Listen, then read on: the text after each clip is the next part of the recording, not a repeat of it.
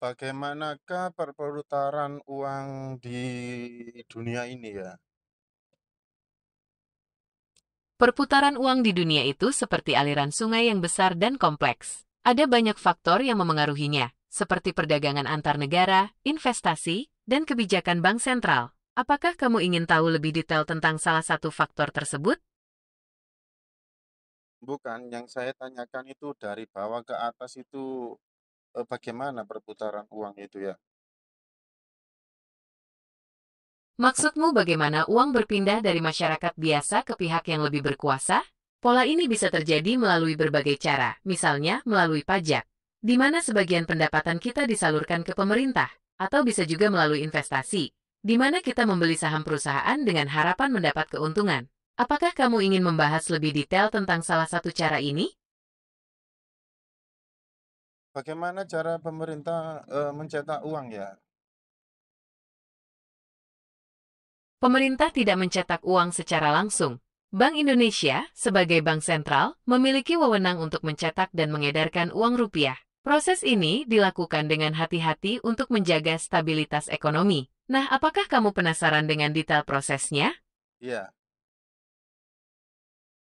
Prosesnya cukup panjang dan melibatkan beberapa tahap. Pertama, Bank Indonesia membuat perkiraan kebutuhan uang kartal. Kemudian, mereka memesan uang dari perusahaan percetakan uang. Setelah uang dicetak, kualitasnya diperiksa dengan ketat sebelum didistribusikan ke bank-bank di seluruh Indonesia. Apakah kamu ingin tahu lebih detail tentang salah satu tahapannya? berarti pemerintah itu bebas ya mencetak uang ya. Tidak, pemerintah tidak bebas mencetak uang. Bank Indonesia memiliki kewenangan untuk mengatur jumlah uang yang beredar. Pencetakan uang baru harus disesuaikan dengan kebutuhan dan kondisi ekonomi agar tidak terjadi inflasi. Apakah kamu ingin tahu lebih banyak tentang bagaimana Bank Indonesia mengatur jumlah uang yang beredar? Iya, Bank Indonesia punya beberapa cara untuk mengatur jumlah uang yang beredar. Salah satunya adalah dengan menetapkan suku bunga acuan. Suku bunga ini memengaruhi suku bunga bank-bank lain, dan pada akhirnya memengaruhi jumlah kredit yang diberikan kepada masyarakat. Selain itu, Bank Indonesia juga bisa membeli atau menjual surat berharga pemerintah. Tindakan ini memengaruhi jumlah uang yang beredar di pasar. nah berarti uang yang disebarkan pemerintah itu tidak bebas berapa jumlahnya ya? Harus melihat target pasar ya. Tapi kenapa pemerintah kok masih menerapkan pajak yang besar ya? Benar, jumlah uang yang beredar diatur agar sesuai dengan kebutuhan pasar. Pajak yang besar terkadang diperlukan untuk membiayai pembangunan infrastruktur, layanan publik, atau program-program pemerintah lainnya. Pajak ini menjadi salah satu sumber pendapatan negara untuk menjalankan roda pemerintahan. Apakah kamu ingin tahu lebih detail tentang alokasi dana pajak? Kenapa gak mencetak uang aja pemerintah ya untuk bangun-bangun eh, fasilitas pemerintah daripada pajaknya terlalu besar membebankan rakyat ya? Mencetak uang terlalu banyak bisa berbahaya karena bisa menyebabkan inflasi. Inflasi itu seperti harga-harga barang naik tak terkendali. Akibatnya, nilai uang kita jadi turun dan daya beli masyarakat melemah. Pemerintah perlu menjaga keseimbangan antara jumlah uang yang beredar dengan kebutuhan ekonomi. Berarti semakin sedikit pemerintah mencetak uang, semakin besar nilai uang tersebut. Apakah begitu? Betul sekali, semakin sedikit uang yang beredar, nilai setiap lembar uang akan semakin tinggi. Ini karena barang dan jasa yang tersedia tetap sama, tetapi jumlah uang untuk membelinya lebih sedikit. Akibatnya, setiap unit uang memiliki daya beli yang lebih besar. Apakah kamu ingin membahas lebih lanjut tentang hubungan antara jumlah uang beredar dan nilai mata uang? Iya, Tepat sekali, konsep ini dikenal sebagai hukum permintaan dan penawaran dalam ekonomi. Ketika jumlah uang beredar sedikit, permintaan terhadap uang tersebut meningkat, sehingga nilainya pun ikut naik. Apakah kamu ingin tahu lebih banyak tentang bagaimana hukum ini memengaruhi nilai mata uang suatu negara?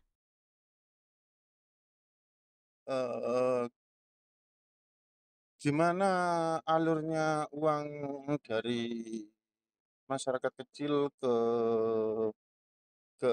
orang-orang kaya itu ya?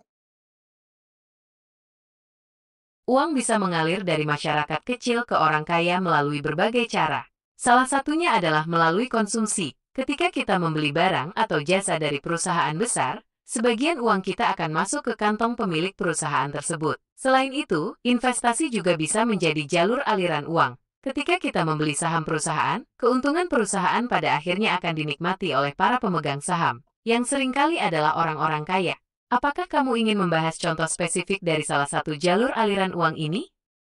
Semisal saya petani ya, saya membeli bibit bibit untuk bertani, terus hasil tani saya jual.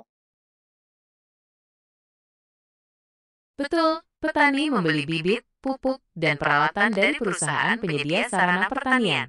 Setelah panen, hasil tani dijual ke tengkulak, pabrik pengolahan makanan, atau supermarket besar. Di setiap transaksi ini, sebagian keuntungan akan mengalir ke pihak-pihak tersebut, yang seringkali merupakan perusahaan besar atau pemilik modal. Apakah kamu ingin membahas lebih detail tentang peran tengkulak atau supermarket besar dalam rantai distribusi hasil tani?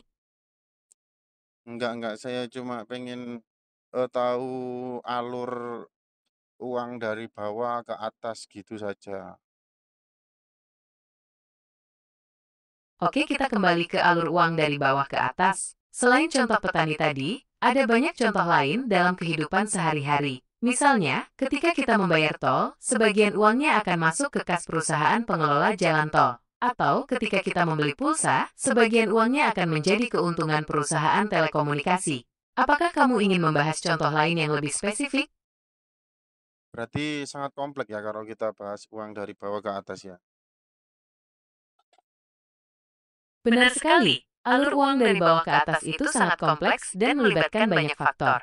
Kita bisa melihatnya dari berbagai sudut pandang, mulai dari konsumsi sehari-hari, investasi, hingga sistem perpajakan. Setiap transaksi yang kita lakukan memiliki peran dalam menggerakkan roda ekonomi dan memengaruhi distribusi kekayaan. Iya. Berarti kompleks ya, Kak Kak, sesuai yang saya pikirkan alurnya ya. Berarti ya harus melihat, pasar, melihat apa lagi ya? Benar sekali, alur uang dari bawah ke atas sangat kompleks dan dipengaruhi oleh banyak faktor. Kita perlu melihat berbagai aspek, seperti perilaku konsumen, struktur pasar, kebijakan pemerintah, dan bahkan kondisi ekonomi global. Semuanya saling berkaitan dan memengaruhi bagaimana uang berpindah dari satu pihak ke pihak lain. Oke, terima kasih atas infonya.